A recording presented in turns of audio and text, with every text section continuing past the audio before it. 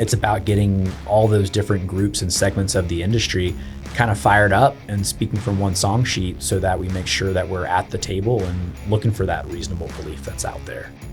Welcome to Beyond the Bulldog, presented by Mack Trucks. I'm your host, Brian Wright.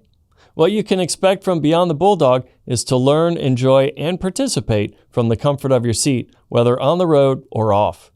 You'll engage in topics and stories from people that work in the trucking industry, including some who work for Mack Trucks. This is mile marker number 7, featuring Ben Greenberg, President and CEO of North Carolina Trucking Association. NC Trucking Association is an affiliate of the American Trucking Association, and they advocate for truckers and transportation with a focus on safety and education. In this conversation, you'll learn about Ben, how NC Trucking Association serves the trucking industry, and some very interesting topics, including their top driving and top tech challenges. You're listening to Beyond the Bulldog, presented by Mack Trucks. Welcome to Beyond the Bulldog. Yeah, thank you. Ben Greenberg, he is the president and CEO for North Carolina Trucking Association. Absolutely. Thank you for joining us today. Well, I appreciate the invitation. Yeah, of course. Well, we've got a lot to talk about. But why don't we start with you? We figure out who you are, a little bit about your background, and how you kind of became who you are today with NC Trucking Association. Yeah, sure. So, a lot of people are born into trucking. I kind of adopted it. And my prior career, I was a lawyer. And like a lot of lawyers, you become a generalist when you get your law license. You're not told you have to practice any particular thing or service any particular industry. And so like a lot of generalists, I was sitting in my office one day and I felt almost a little uncomfortable kind of being a jack of all trades. Mm-hmm. And so I was looking around at the relationships that I had work-wise and kind of trying to pick an industry that I wanted to just go all in on. And so I had some manufacturing work, I had some nursing work, government, municipality, and I also had some trucking clients. And I found myself drawn to the industry because they kind of reminded me of all the people I grew up with, kind of hardworking, salt of the earth folks. But at the same time, they had a lot of risk and a lot of exposure. And so they were better recipients of legal services. They were looking at it as sort of a bigger picture and trying to move their program as opposed to working on individual claims. And so I decided, hey, I'm going to be a trucking lawyer. And I wrote a memo, which I still have probably, 11 or so years ago now, that this is how I'm going to become a trucking lawyer. And it actually involved joining the North Carolina Trucking Association, using that as sort of an educational footprint to learn about the industry, find an opportunity to give back and try to grow my business. And so that's how it got started. Yeah, fantastic. So what was your calling initially as far as I want to be an attorney? Yeah, it's an interesting story. I, unfortunately, like a lot of folks, had lawyers involved in my life at a young age, just with family court, custody, all those fun things. And I realized as a young man how much power lawyers have, potentially over your life, right? Just because if you're in a courtroom, you're talking to a judge and then legal argument this, legal argument that, they can have a real impact on your future. Yeah. And so I kind of decided real early on that I needed a little bit of that myself so I could be the captain of my own ship, so to speak. Yeah.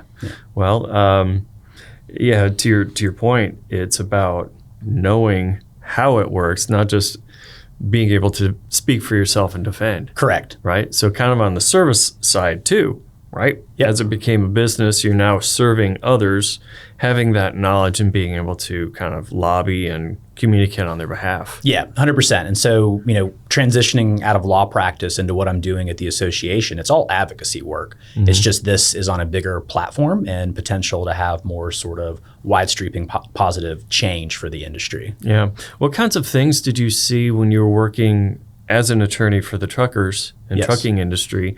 What kind of things did you see? Were there some common trends or were they just kind of all over the board?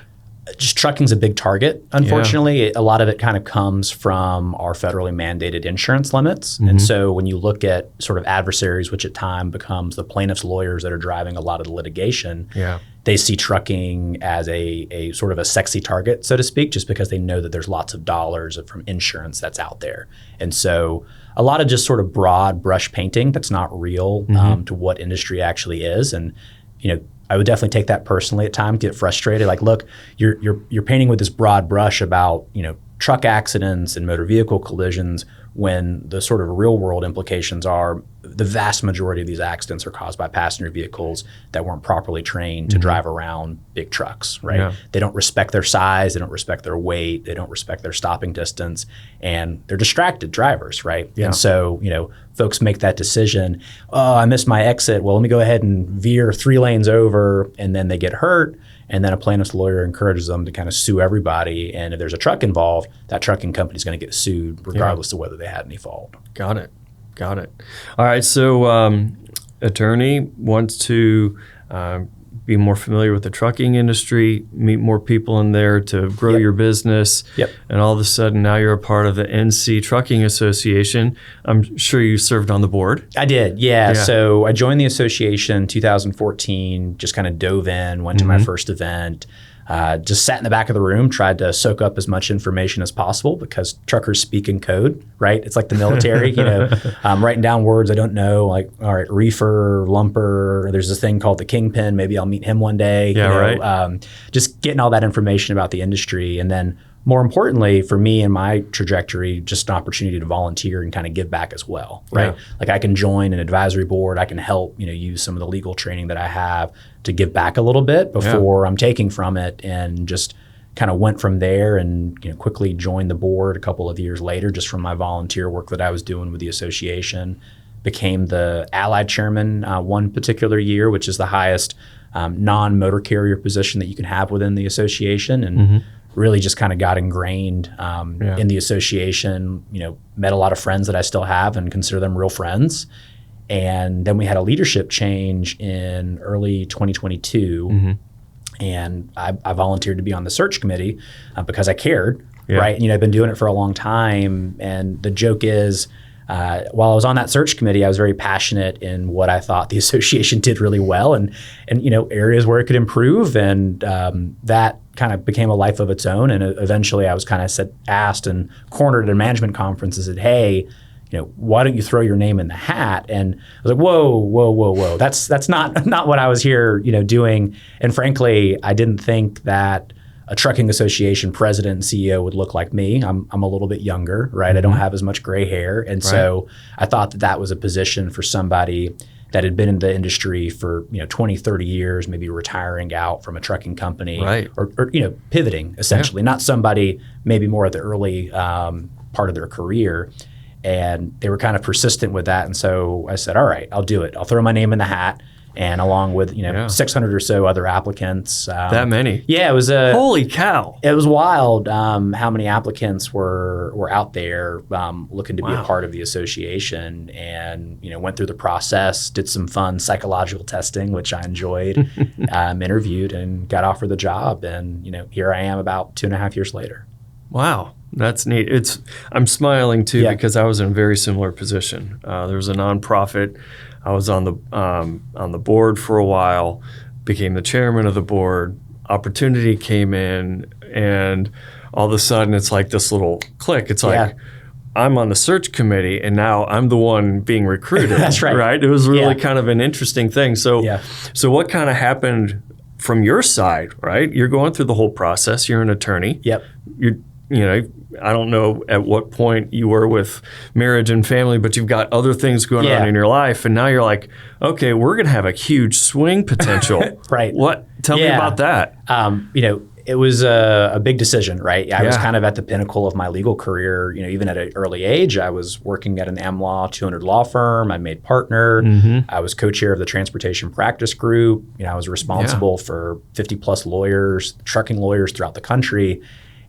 Did not have running a nonprofit, on my dance card or my bingo card, so to speak. But, we were at the point of, growing a family and was able to have that conversation with my wife about, what are the demands of a legal career versus, the demands of a nonprofit. And they're both very busy, just busy in different ways, right? In law practice, the judge sets your calendar, right? In nonprofit world, there's the sort of the conference calendar, but it's more sprint and then some easy times and sprinting again. And so it's definitely a little bit more manageable to grow a family. And at least at NCTA, we're very family focused as an association. And so my son's been to our truck driving championships multiple years in a row. He's been in the lead truck parade. This year it was a Mack truck for our national anthem parade before the event starts. Nice. He grew up coming to our management conferences, and they're very family friendly. So it was a way to kind of incorporate the family into work as well. And my wife has a great job, and so she was able to help support that transition from private practice and law firm to running a nonprofit. Well, that's terrific. Yeah. So as CEO, what do you do? Yeah, every day is different. Sort of chief cheerleader, fundraiser, program manager, chief advocacy affairs sort of person, and then just a little bit of everything. It just depends on where the needs of the association are on that particular day. Yeah. I can tell today, we're very heavy on the General Assembly. We're in the midst of our legislative session, and so navigating politics, right? Sausage making and trying to get some wins for the trucking industry. So that's been real heavy today. This year, Mack Trucks celebrates its 125th anniversary and the release of our new flagship truck, Mack Pioneer. To commemorate these historic milestones, Mack Shop has released limited edition apparel and accessories. From shirts and hats to coffee mugs and bags, Mack Shop has lots of ways for you to show off your love of this iconic American brand. And right now, podcast listeners can save 20% off selected items just by using the code MACPODCAST. One word, no spaces. Just go to MackShop.com for all the latest Mack styles and make sure to use the code MACPODCAST to get 20% off. So we are here with Ben Greenberg. He's the president and CEO of North Carolina Trucking Association. Let's talk about the organization. Yeah. So what does it do? Yeah, so we put all of our programming kind of in three main pillars. And so there's advocacy, which we've talked about a little bit. There's promotion of the industry, and then there's education. So anything that we're doing is going to fall into one of those buckets. Advocacy, we work with FMCSA, DOT, folks at the State Highway Patrol. We work with Congress in DC, and then we work with our State General Assembly in North Carolina, just trying to get some wins for industry, right? We want good roads, we want good bridges, we want reasonable regulations, a strong workforce, and just a chance for our truckers out there to kind of get their share of the American dream. That's right. That's all in the advocacy bucket. Yeah. Promotion is trying to improve the image of the industry out there. We want more drivers, we want more technicians, we want more folks to look at trucking as a career and as an opportunity. And unfortunately, there are times when maybe pre-COVID, pre-supply chain issues where people just say, well, those are just those big, heavy, slow vehicles that are going down the road, when the reality is that, everything in the studio, everything that any of your listeners are touching or feeling right now was on a truck at some point, right? Your listeners get that, but sort of the average Joe and Jane North Carolinian don't always appreciate that. And so we do a lot trying to improve that image of trucking in North Carolina by putting out things like fact sheets. Hey, this is the impact on the tax base. This is what we're doing for roads and bridges. This is how we're supplying, 85.6 of the North Carolina communities that are solely reliant on truck for their freight, everything that they have, right? So that kind of falls in the promotion bucket. And then education, which is just like it sounds, things move very fast and quick in trucking. Regulations change, policy change, and you've got to have a huge machine, right, to be able to get that latest and greatest information to our membership and to non-members as well. And so whenever a topic comes up, we put together content, whether it's at one of our conferences or a webinar, fact sheets, et cetera, just to try to help people, keep the country moving, so to speak, when all this stuff's getting thrown at them. Nice. Must play on words. Yeah. But it's true. Yeah. Because everything that you get, especially with all of these online buy and ship to your door the next day, it doesn't just show up. Drones aren't dropping things from the sky or falling for that matter. It's all because of truck. Right. And even if it's not the delivery truck on that last mile, it's behind the scenes from warehouse to warehouse, from manufacturer to warehouse, so on and so forth. So it's integral in all of that. Who are your customers? Who do you serve? Yeah, we like to think we're the voice of the industry in North Carolina. So whether you're a member or not, we're serving you, particularly when we're doing our work at the General Assembly. But our membership's made up currently of about 200 plus motor carrier members. Think folks from 1 to 3 trucks to the largest trucking companies that are domiciled in North Carolina. That's our motor carrier membership. And then we have our allied members, which are our suppliers, right? So, think OEMs, truck dealers, folks that sell tires, folks that sell professional services, all the software and technology products that go into our trucks. That's the other portion of our membership as well. And it creates a nice ecosystem that funds our association and allows us to do that good work on education, promotion, and advocacy by providing kind of best-in-class networking events for those folks to be able to get together, work hard, play hard, but also establish what trucking is really all about, and that's relationships, right? Provide that forum where folks can get together, break bread together, work on the industry's issues together, and then also network.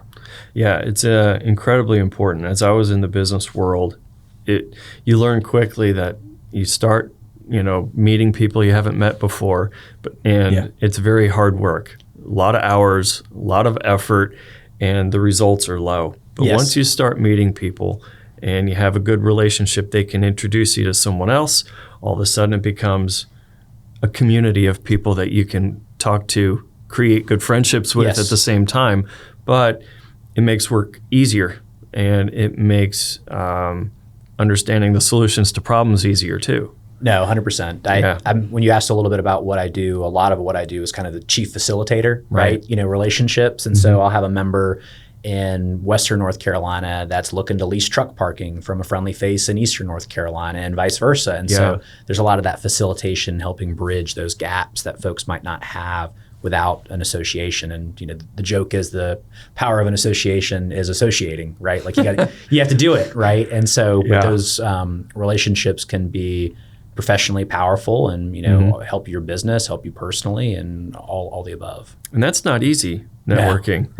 You have introverts, you have extroverts.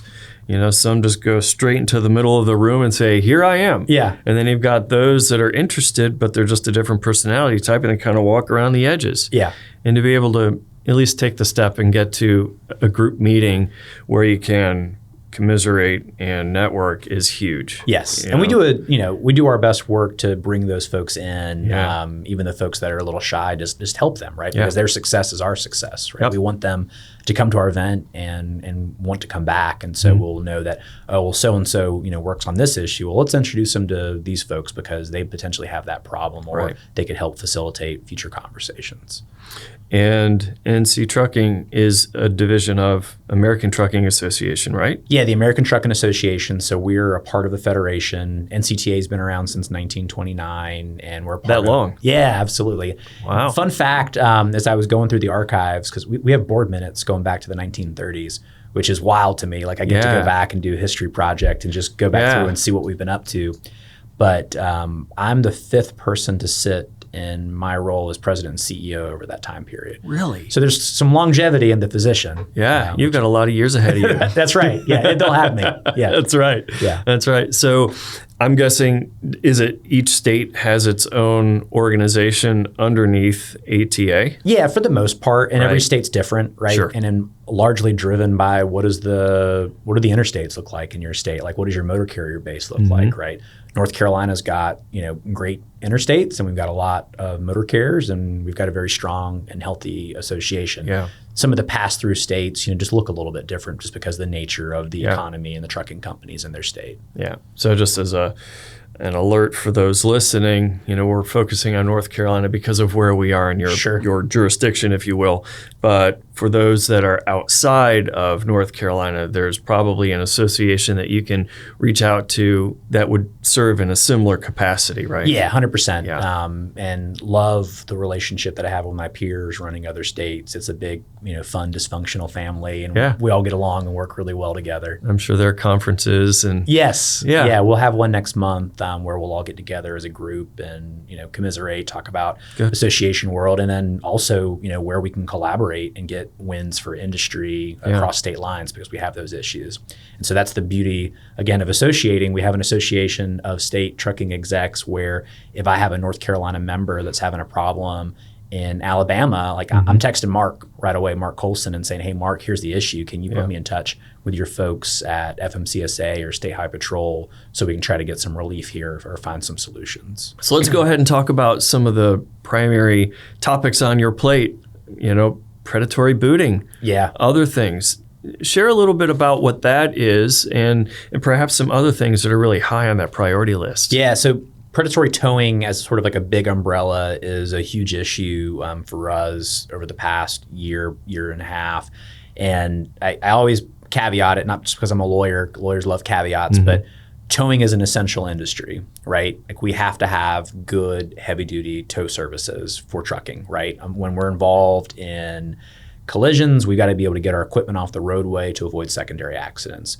The problem that we have in North Carolina and some other states is there are no guardrails up. There's no regulations on what folks can charge, what they can do.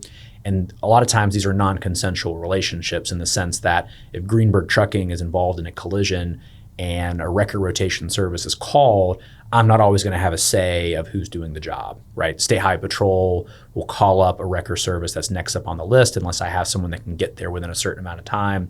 And that's when sometimes the chaos can kind of unfold if it's not a respectable, honorable tower that's responding. Someone's trying to drum up additional charges that aren't real and invoice in a way that's just not fair to the industry.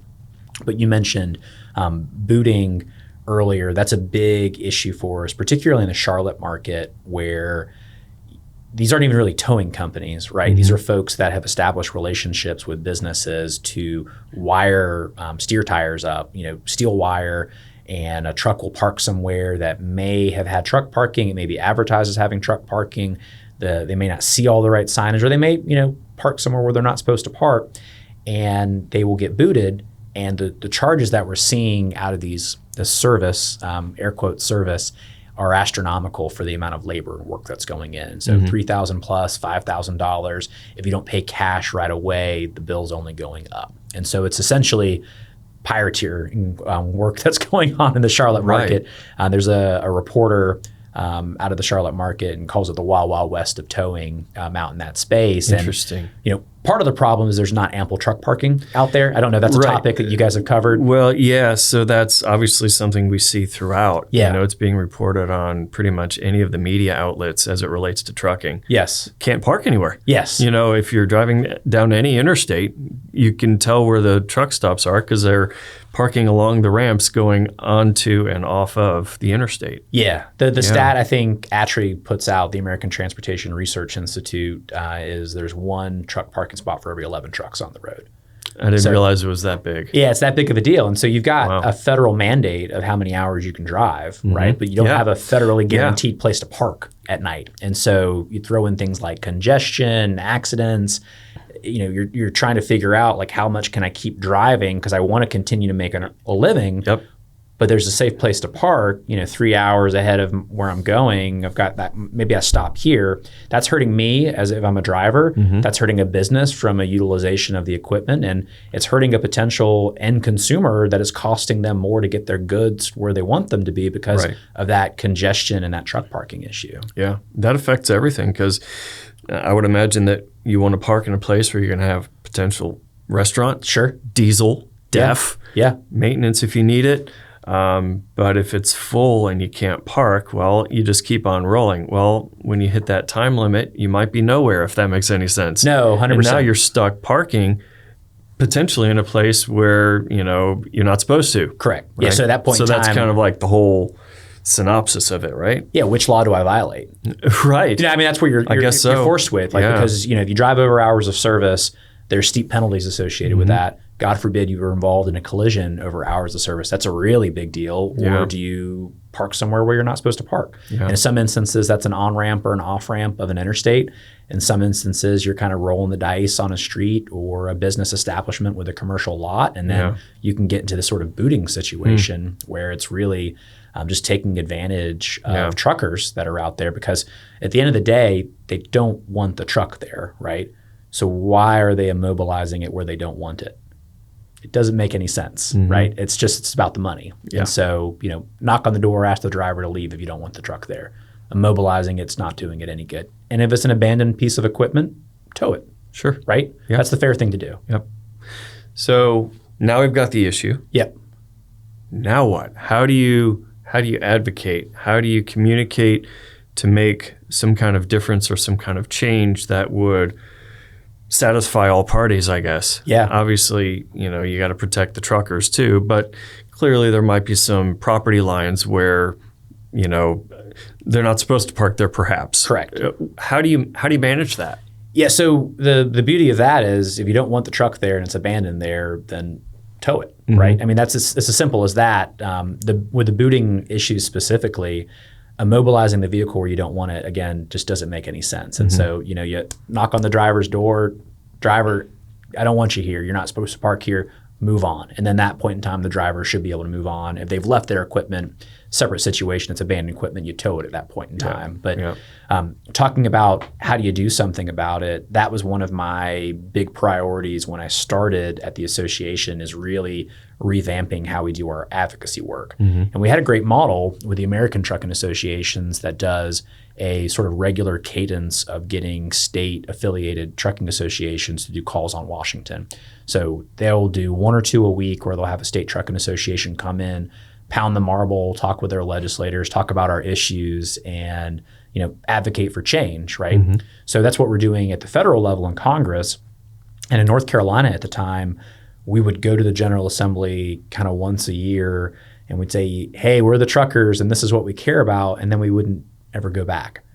And so why were we expecting results if we weren't, as sort of a real part of the process? And, people don't realize it, but transportation is 1 in 15 jobs in North Carolina. It's a big deal, right? 85.6% of the communities are solely reliant on truck for their freight. It's a big deal. And what it means is that we have to have a regular presence at the General Assembly to make sure that we're at the table and not on the table, right? And these are very well-intentioned legislative leaders, but people don't realize as well that a member of the General Assembly, whether you're in the House or whether you're in the Senate, it's a part-time job.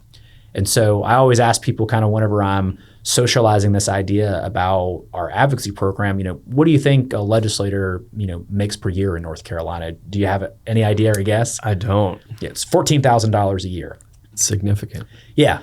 And so what that means is that it's a part-time job. Yep. And so you're coming to the building with whatever your primary job is, right? And unfortunately, truckers are already wearing, 5 to 10 hats at their own businesses. And so we don't have a large representation of trucking professionals in the General Assembly. Right. We do have some. We've got, folks that run trucking companies and folks that have been diesel mechanics before, and they get our issues, but they certainly don't make up the majority over at the building. And then the other point is that they get reelected every 2 years. And so think about that. You got these part-time folks that potentially could complete clean slate every 2 years. There's an incredible amount of education that has to happen on an ongoing basis. And so what we do now is every month that the General Assembly is in session, we will bring a different group of truckers to the building to meet with their elected leaders, meet with transportation leadership, and just establish that relationship. Most importantly, when our hair is not on fire, when we don't need something. So let's build these relationships. So when we do need something, you know who we are, you know what we do for the economy in the state and the country, and maybe you'll listen to us. Yeah. What other things are on the priority list for you guys? What topics come up? And I guess my second kind of question as I'm asking it is, how do you find out about these things? Right. So the biggest issue right now is the economy, right? It's tough out there. We're in year 3 or 4, depending on when you start counting, of a freight recession, and the international trade situation is not not helping, right? It's Correct. creating a lot of uncertainty. Yeah. And so there are a lot of folks that were cautiously optimistic coming into 2025 that are not feeling the love, so to speak, with where the freight economy is right now. And so that's the biggest issue, but it's also one of those ones that there's not a whole lot that you can do about it, right? We provide facts, right? And that's what we try to do, let the administration know, what this is doing for industry, what it means for folks that are selling trucks and building trucks and, finding parts for those trucks. And, the tariff situation's wild, just thinking about how interconnected everything is and these parts and supplies that are going back and forth across the border and just all that uncertainty. So that's probably biggest number one issue, impacting trucking right now for sure. If you put that aside for a second, because everyone talks about that, what we do in North Carolina with our legislative committee is that we vote on our issues. And so it's a democracy in that sense that our members can vote on any particular issue and we'll do something about it. And energy was a big issue in North Carolina, believe it or not. We were a state that was looking to align itself with California and advance clean trucks, which doesn't make a lot of sense if you think about sort of politics as a big picture, because North Carolina at the General Assembly is currently run by Republicans. And so you think about it big picture, Republicans in North Carolina aligning with California clean air policy doesn't make for a straightforward headline, but that was a scenario that we were dealing with. And of course, we have a governor who's a Democrat at the time who'd signed an executive order wanting to align us with advanced clean trucks. And I'm sure you've talked about this before. Truckers want clean air, right? If they didn't want clean air, they wouldn't be producing new equipment that is significantly moving the needle on emissions and all these other issues. People don't appreciate that it would take 60 or so of new clean diesel trucks to equal one from 1988. We've made progress, right? But what we can't do with a pen is mandate a certain technological winner that's just not fully practical for all modes of trucking right now. So energy's been a big issue. Auto insurance is a big issue.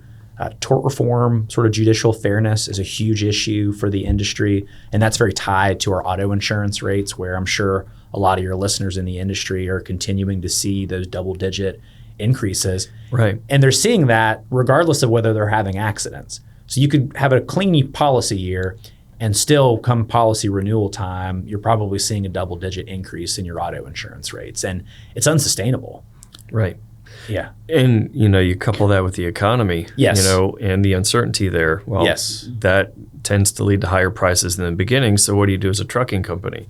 How do you make more money? Well, you either do more runs or you cut your costs. Well, cutting costs is difficult when things are on the rise in that capacity too. Yeah, all those inputs, unfortunately, are going up. And if you look at ATRI's operational costs of trucking data, which I look at regularly, auto insurance rates are the highest in the Southeast as they are anywhere in the country. And a lot of it is driven by these nuclear verdicts that are happening out there where lawyers are, again, painting trucking and transportation with a broad brush and attacking it as sort of an unsafe industry. And it's unfair. You can get some tough situations in state courts where judges are not the best gatekeepers of the evidence that's coming in. And there's sort of what I refer to as social inflation, and I'll give you an example of what I mean by that, where jurors are just sort of desensitized to numbers now, and then the numbers are just bigger and bigger and bigger, and they're not tied to reality. And when I'm talking to audiences, I use the Powerball as an example. When do North Carolinians get excited about the Powerball? When it's $1 billion. Billions, Right. And if I'm in a group, I'll say, raise your hand if $100 million wouldn't change your life in a positive way. And so, but nobody gets excited and runs out and buys Powerball tickets when it's just $99 million.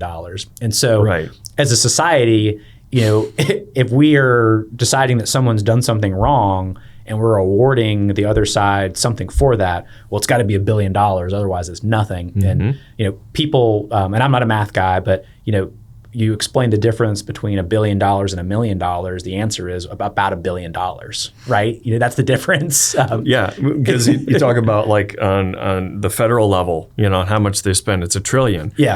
That's a big thing. You have no idea how big it is. Correct. And then they're like, oh, well, just multiply it by a second. And then you realize how many more years that is.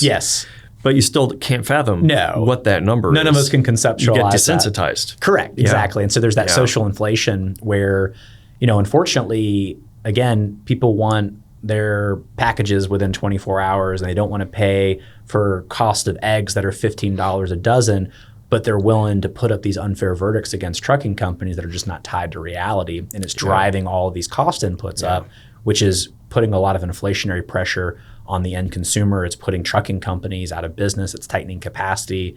It's doing all sorts of wild things. And at the end of the day, like, truckers want clean air, and if a trucker does something wrong, they want the other side to be fairly compensated, but there just need to be some guardrails up on what's fair and what's reasonable. Yep, completely see that. And so we do a lot of work on the federal advocacy side of trying to provide some new forms of getting more cases to federal court. And I don't want to bore you with all those logistics, but we feel like federal judges that are appointed for life are going to be a little bit fairer as gatekeepers for evidence, which can really sway how a case goes compared to, like, in North Carolina, your judges are elected. And so if they're elected, they're potentially a little bit more responsive to the average citizen, and maybe that potentially sways how they're deciding certain cases when it's an individual versus a corporation.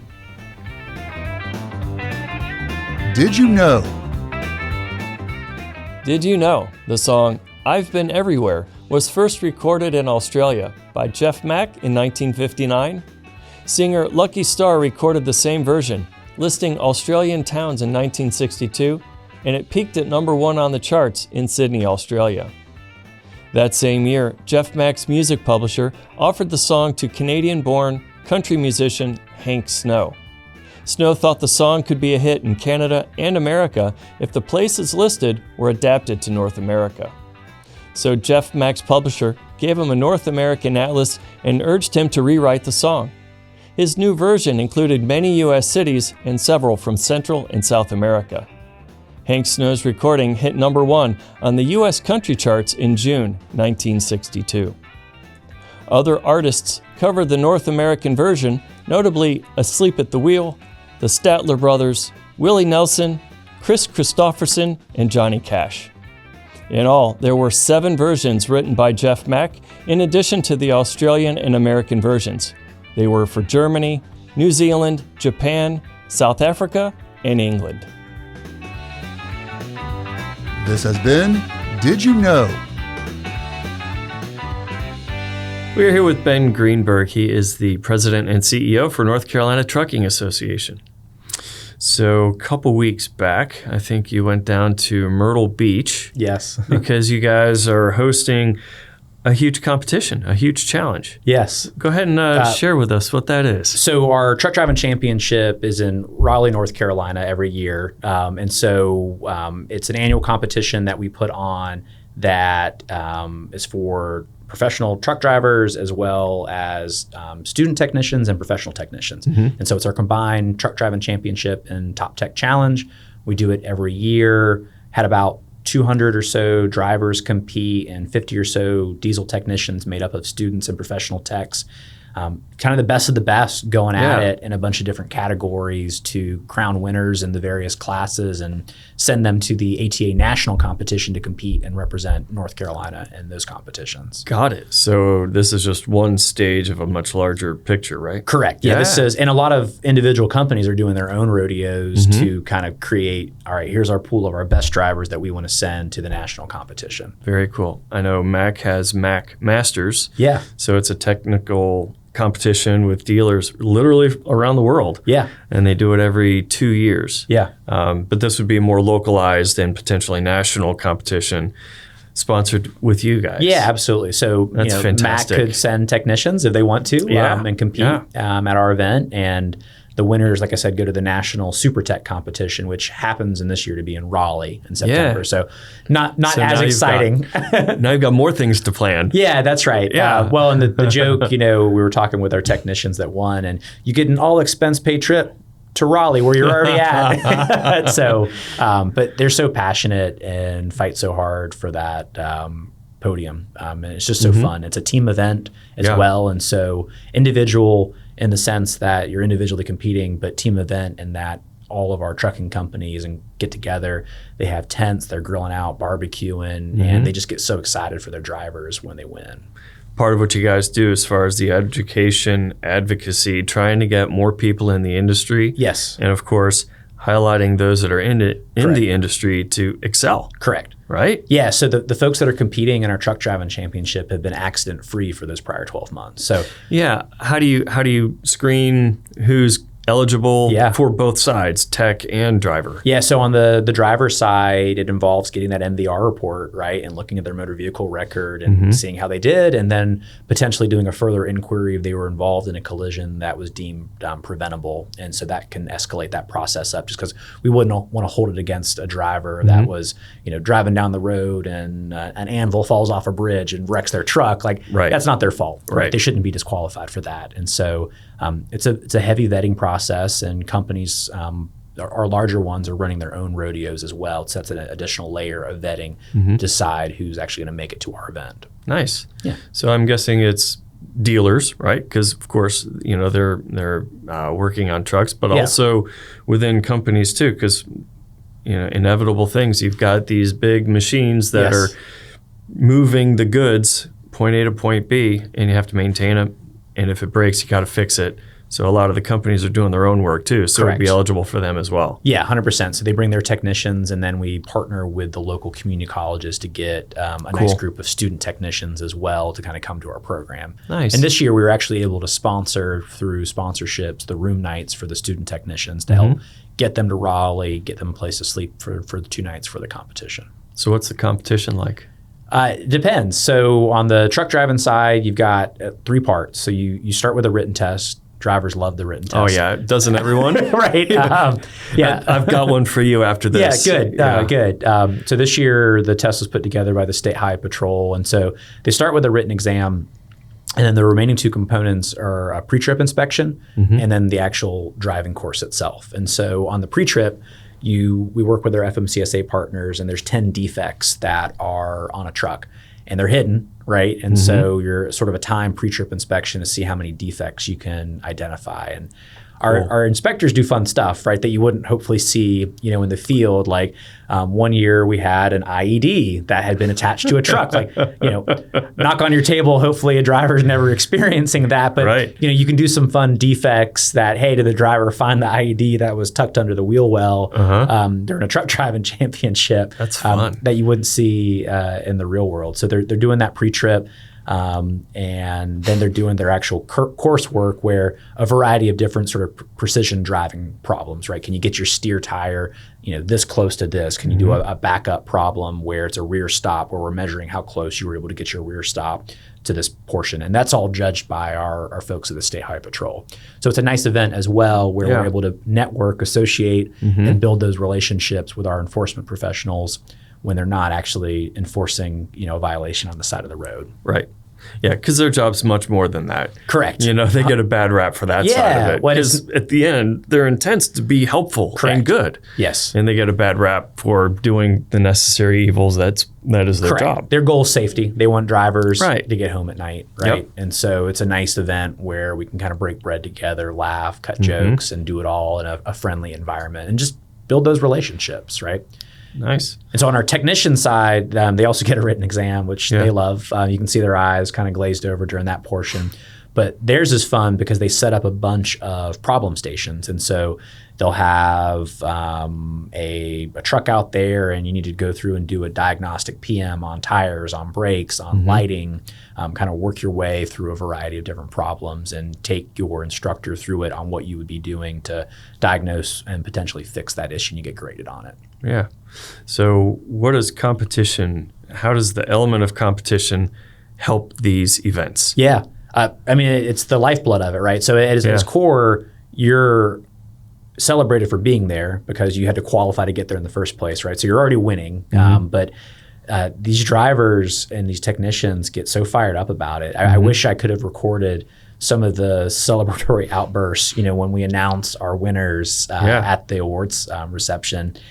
It's just such a fun event because we're celebrating those drivers in a way that, at times they don't always get appreciated for, right? Like, how are you, honoring the precision driver, right? They're just doing their job, they're getting a pay, and they're supporting their family, but they're getting into tight areas, right? And they're doing things in a very safe way. Yeah. And, they're getting into these communities and providing all their necessary goods and services. And so it's fun just to be able to honor them, provide a meal for them, and then celebrate them in front of their peers and their families, because it's a family event as well. Yeah, you think about, drivers, watch a NASCAR race. Yes. What's the most exciting part? When they crash. Yeah, that's right. But, to a large degree, watch the guys that are keeping clean. Yes. And winning. Yes. Winning, obviously, you get all the prize and the hype, but you can be in the top 10 every race. Yeah. And you just pass by. Yes. You're doing the right things. Yes. Fast forward or move to the highway with these truckers. Right. If you're doing the right things all the time, you're off the radar. Correct. Yes. Right? You're not getting the tickets. You're not in the coaching crashes. Yeah. Right? Yeah. And so, something like this gives them a spirit of victory among their peers.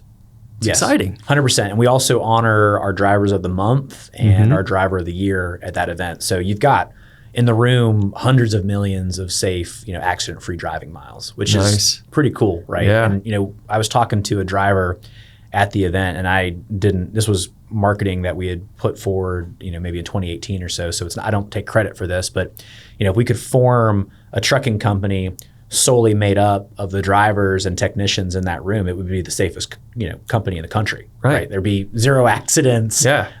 Goods would be delivered on time, and the motoring public would, be happy folks. And let's not overlook the techs. Yes. Without techs to maintain the trucks, to do the necessary work, those things are not running. If they're not running, the economy collapses. Correct. Yes. And they're the unsung heroes. I see some stuff on the car side of things with what I do on the side, and they work harder, they work longer, all conditions, because they have to get the cars running. Same thing with the diesel mechanics. Got to get these trucks going. Oh yeah. No, I specifically called them out during some remarks that I was given. I was talking about North Carolina, being a farm state, and if you go down east, you see a lot of billboards that say, if you had 3 hot meals today, you thank a farmer, right? And so I took a play on that, like, if you're wearing clothes today, which I thank you for wearing clothes today, thank a trucker, right? And if you had fuel for your truck today, again, thank a trucker, right? And if your loved ones had medicine and food, thank a trucker. And the last bit was, and when you started your truck today here at the competition, if it cranked, thank all the diesel mechanics that are in the room, right? Because they're the key behind it to get everyone home safely, right? Because if they're not doing that PM work, then we're having more accidents. Yeah, 100% true. And that goes to everything. What's the cost as it relates to delivery costs, to efficiency. It works to longevity of the truck. Oh, yeah. Because if you're preventative maintenance, you're not sitting on the side, it doesn't cost as much. And those trucks are going to run better anyway because they've got fresher fluids, less debris going through them, and many other things, when it comes to axles and greasing and all of that lubrication, right? Well, and their jobs have gotten harder, during the freight recession because people tend to hold on to their equipment a little bit longer. Right. And so that PM is getting extended. And, you're having trucks where you're having to take parts and pieces off of it to kind of keep other trucks moving. And it's not gotten easier with the freight economy for them, for sure. Well, good. So you've got a way to celebrate drivers and techs. Yes. So with this year's competition, you have winners, right? 100%, yeah. All right. And so what's their next step? So the next step is hopefully they're going to be training for nationals. Cool. And so we will put them together and help them as much as possible to support them. We're getting them registered for the event now. And so we send the top winner of each class to the national competition. So on the truck driving side, so, you got your step van, you got straight truck all the way up to tanker, flatbed, 5-axle sleeper, and a bunch of different divisions in between.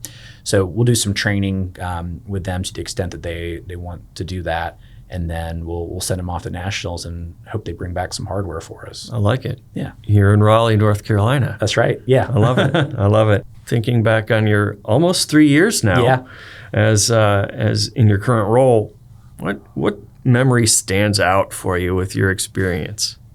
I think just the support that I've kind of gotten. It's such a relationship industry, and it's been fun to grow something in tough times, I guess is what I would say, because I started during the freight recession. So it's all I've known as an association leader. And so the association, despite all that, has just gotten so much stronger, and it's grown, and we're rallying behind each other. Just the cross-pollination of ideas, working together on HR issues, safety issues, working together at the General Assembly to improve the industry for each other.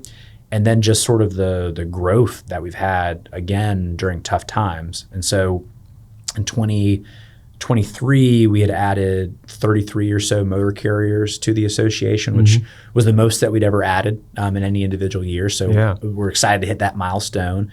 And then we crushed it in 2024, and we added 45. Cool. So it's just been fun to kind of see that snowball kind of start building, and then also just envision on where it can go, 5-10 years down the road as we continue to get some legislative wins, get some reasonableness, and kind of get the good word out about the work that we're doing. Perfect segue. Yeah. Where do you see this? Like, what's your vision as it relates to what you're doing? Yeah. NC Trucking. What does that look like? We want to be the association that's a big tent. And when we talk about 1 in 15 jobs being in transportation, there's a lot of different facets of that, right? Like you've got your vocational trucks that maybe don't necessarily consider themselves truckers because they're building roads and bridges and using their DOT numbers in that way. You've got your loggers that are like, oh, I'm a logger. I'm like, well, sir, what do you put the logs on? A truck? You're a trucker. Right. And so you've got all these different facets, and we're working really closely now with the North Carolina Movers Association, and they consider themselves movers of household goods, but what are you moving them in? A truck, right? And so we want to kind of grow that tent, because we know that if we can kind of get everyone speaking from one voice, that we'll be able to that much more improve the industry in the state, and again, in the country. And so in that kind of chief cheerleader role that I have, it's about getting all those different groups and segments of the industry kind of fired up and speaking from one song sheet, so that we make sure that we're at the table and looking for that reasonable relief that's out there. Yeah. The bigger the support, the better the machine, the safer things are, the more efficient things can become. Correct. And this is a sort of advocacy is a sport at times, right? But in this sport, I can put as many players on the field as I can get, right? And so it's fun to be able to get that big tent growing, get people excited, and get them at the General Assembly. And at times, folks are uncomfortable with that because, well, I'm not a politician, I'm not a legislator. Like, I don't want you to be a politician or a legislator. I want you to tell the real story of trucking. Yeah. Right? What does it mean when you get this auto insurance renewal that's, 2 figures, right? What does it mean when you get that call at 3 a.m. that your driver's saying they need $3,600 cash? Otherwise, this product's not getting to a grocery store, and that relationship with that customers at risk, right? What does that mean? That's all you need to be able to come and talk about. You don't need to have all the stats and figures. We want your story from your company, and then that moves the needle significantly.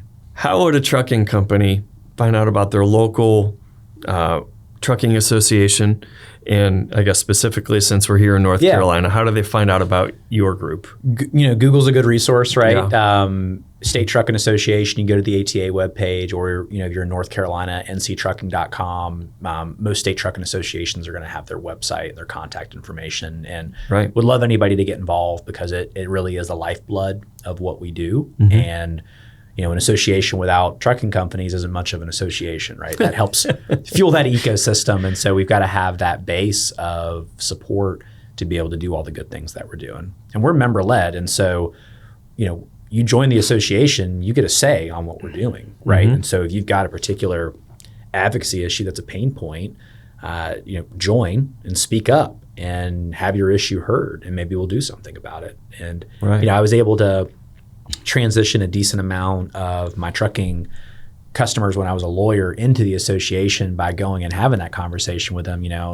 I'll use my name as an example. Ben, you complain the loudest about all these unreasonable regulations out there, but you're not a member of your state trucking association. What are you doing about it?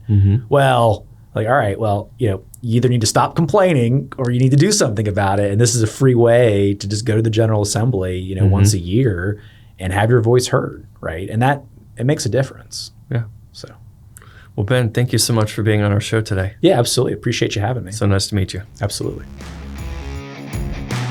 Thanks for listening. Don't forget to like and subscribe and make sure to follow the Bulldog.